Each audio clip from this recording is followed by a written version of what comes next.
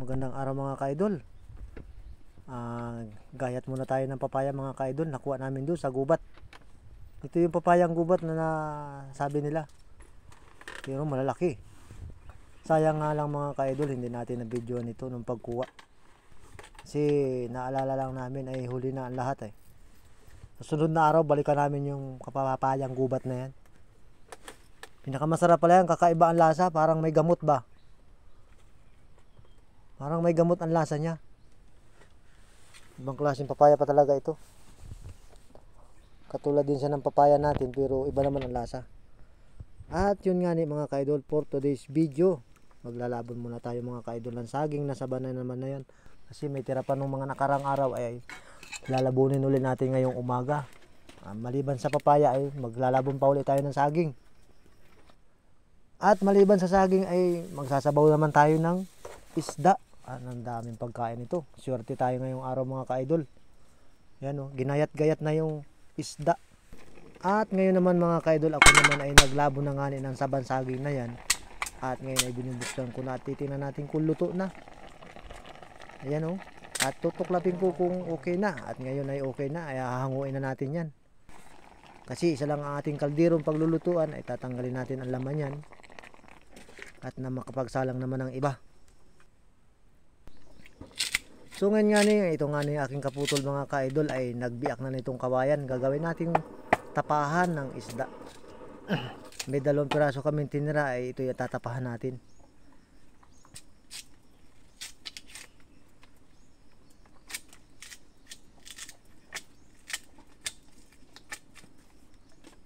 Yan, todo ang biak niya ng ano. Kaya pa? Kahoy na yan at magiging sangkalan nga nung ano, tinapahan na isda.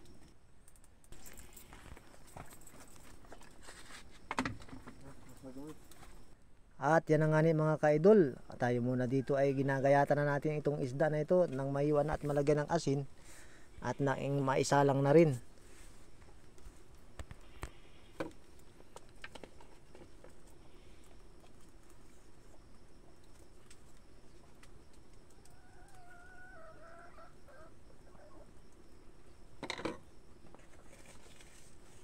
At pagkatapos nating hiwain yung mga ka-idol, ilagay naman natin ang asin yan. Para sa ganun ay may lasa naman. Bago natin tapan ay yan, budburan muna natin ang asin, hilamusan natin yan. At yan na nga ni mga ka-idol ay isasalang na itong 2 pirasong isda. Ayan, yan na ang pagtatapa mga ka-idol. Bawal yung ano, hindi na lechon, tapa naman. So ngayon mga ka-idol, ang aking sinaing ay luto na. At hahanguin na natin to.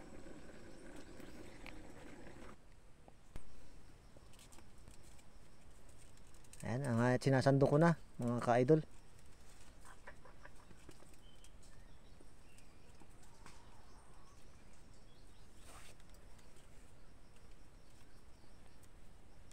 Kaya kung naman sinasandok mga ka-idol ito dahil ang ating kaldero ay isa lamang. Magsasabaw pa tayo kayo ng isda ay tanggalin mo natin kanin. Lagay natin sa dahon na yan. Alam nyo mga ka-idol ay may tutong na naman. Atin naman lalantakan yung tutong na yan. Sa tutong pala ay halos hindi ka na makakain ng yung kanin na yan. Oh. Ay, marami kasi ang tutong eh. Ano? Alam nyo mga ka-idol kaya maraming sinaing namin na yan. Kasama na ang ating mga alagang ano dyan. Yung mga alaga natin kasama natin araw-araw ay yan ay kasahog na namin yan. Yan ang ugali namin eh. Kahit na alaga lang nating mga doggy ay nagasaing din namin, nasahog na namin. Nalagyan na namin ng sahog yung mga alaga natin kasi kawawa din naman eh. Nagugutom din yan katulad natin. At kahit tayo ay nagahirap ay sasaing pa rin natin yung ating mga alaga. Yan tutong mga ka-idol. So lagyan natin ngayon mga ka-idol ng tubig. At pagkatapos ilagay natin na rin ang asin yan para may lasa uli. Tulad uli nung ginawa natin mga nakarang araw sa video.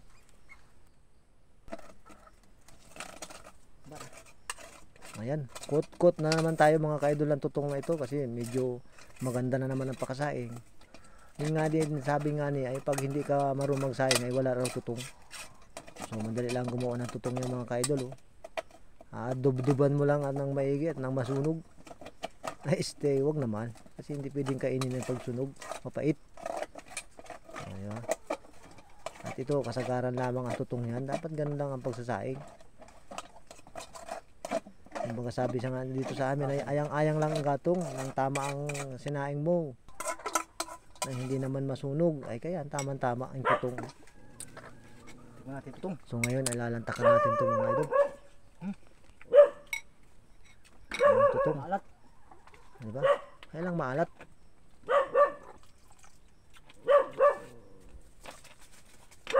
Dagdagan natin tubig.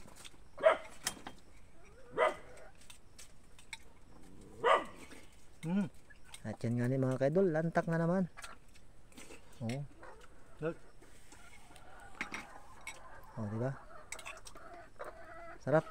Tutong pa lang ay tanghalian na. Oh, diba? Ay, ang sarap na tutong. So yun nga ni, balik tayo mga kaidol dito. Magluluto naman tayo ng sinabawang isda. Yung aning tira ng ginayat natin kanina. At ito nga ni mga kaidol, oh. Yung iniyaw ay hanguin na natin at baka kainin pa ng aso yan. So mainit. Ayan, luto na yung ating tinapa. Yan, tinapa natin ay luto na. At dito naman tayo sa sinabawan mga kaidol. Yan, kompleto na ng samya. Tanglad at luya lang ang nilagay natin dyan. Yan. At sa ngayon ay kumukulo-kulo na. Oh. Isda lamang eh. At sigurado makakapananghalian na tayo mga kaidol dito. May tinapa pa mga idol, oh. Tinapa.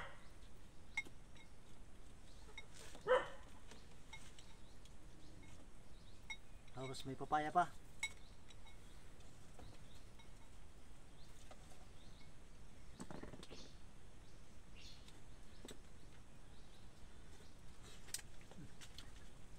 At ang papaya mga idol, oh.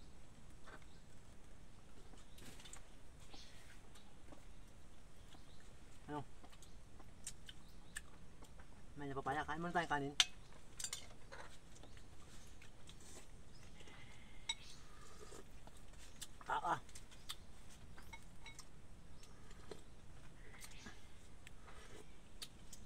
Lasang manok.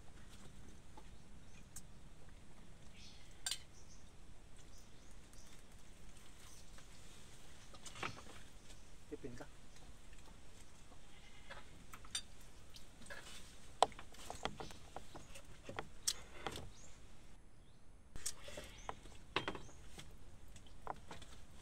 Isang subo para sa inyo mga idol.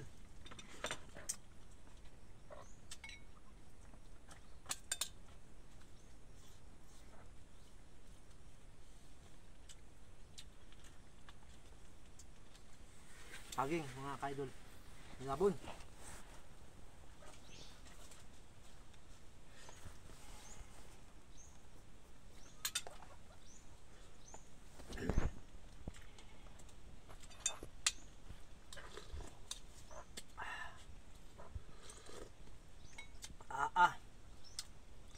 Talaga naman. Sabaw pala ang ay ulam na.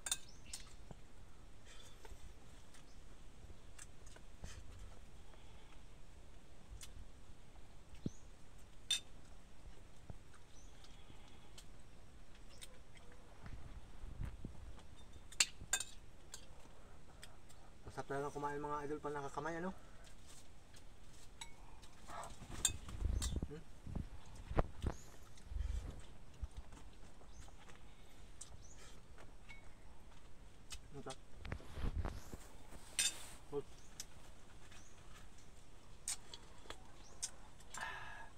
Good.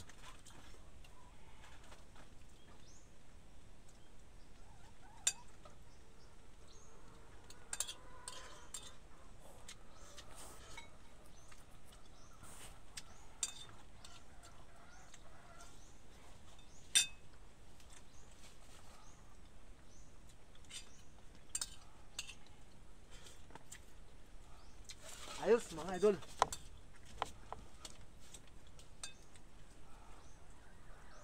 Paya.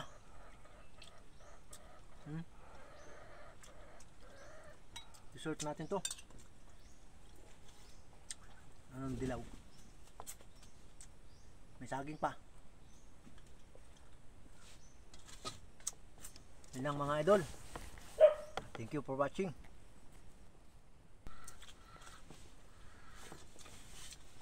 Idol, papaya naman. May puro kanin naman tayo.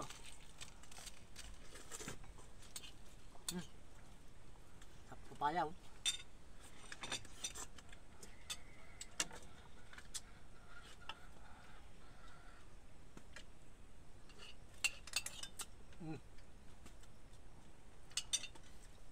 Dahil pa papaya. Yaya.